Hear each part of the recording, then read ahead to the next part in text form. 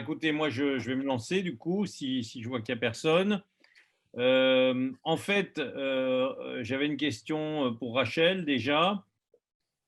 Tu as bien montré l'impact de l'obésité sur l'augmentation de l'infertilité. Tu as évoqué l'intérêt d'un régime alimentaire pour améliorer les chances de grossesse. Et ce qu'en est-il finalement, de ce qu'on appelle d'un mot très général, la malbouffe? C'est-à-dire, on voit finalement aujourd'hui, si on habite Paris et qu'on roule en voiture, on passe son temps à se faire doubler du matin au soir par 28 Deliveroo et autres livreurs de junk food. Donc les gens, et quand on discute avec des gens qui ont des restaurants, énormément de gens maintenant mangent rapidement dans leur bureau un sandwich, une salade plus ou moins fraîche, etc. Et finalement, l'alimentation a beaucoup changé, je dirais, ces dernières années, par le que les gens, pas forcément qui mangent mal au sens trop de ceci ou trop de cela, mais qui mangent en fait de la mauvaise alimentation. Est-ce qu'on a des Mais études? c'est ça, hein, François, qui mange mal, c'est qu'il mange déséquilibré, en fait. Oui, C'est qu'il mange ou des déséquilibré. mauvais produits, ou des mauvais Mais c'est produits. alors, d'abord, moi, j'ai pas d'action chez Deliveroo, Uber Non, Eats, je vous rassure tout de suite, mais on ne sait pas si c'est mauvais ou pas.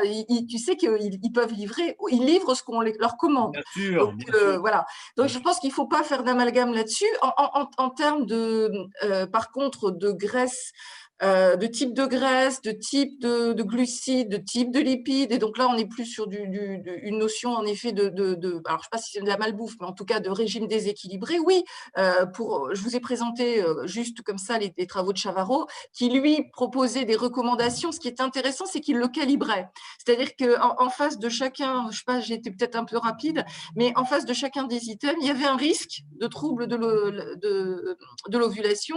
Et donc, c'est la première fois qu'on avait vraiment, alors c'est pas les 10 commandements, mais c'était les 8 commandements de Chavarro, la Bible, pour dire, voilà, si vous voulez éviter les troubles de l'ovulation, vous faites ça, ça, ça, ou vous ne faites pas ça, ça, ça. Il n'y a pas d'études en soi, parce que finalement, C'est si on va sur, je ne sais pas si c'est ce que tu entends, les régimes McDo ou des choses comme ça, bah, on va aller sur des types de graisses polysaturées, on va être sur trop de glucides, en fait, parce que ce type de régime, euh, c'est associé à trop de glucides ou alors à des lipides qui sont de mauvaise qualité. Voilà.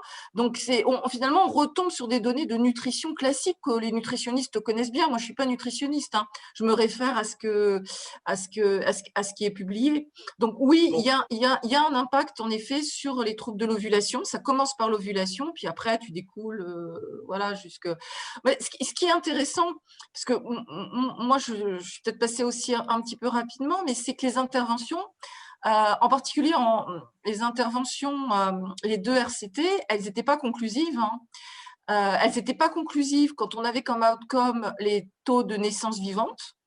Et surtout, et là, j'en ai pas parlé, mais vous savez que c'est un petit peu mon dada, c'est que toutes ces études ont montré leurs limites lorsqu'il y a eu des interventions en termes d'alimentation pendant la grossesse sur la santé de l'enfant.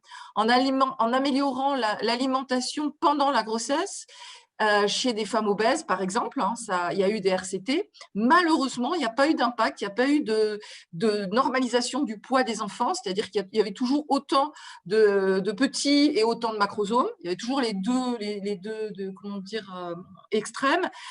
Et ça, de notre point de vue, on l'explique par le fait que c'est trop tard. Et c'est pour ça que nous, on est très dans la préconception.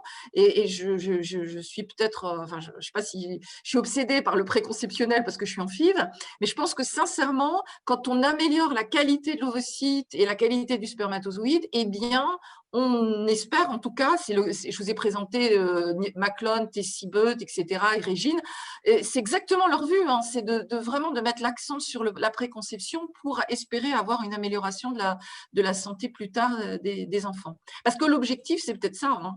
Je C'est vais le peut-être pas for- forcément la fertilité. je vais le formuler autrement.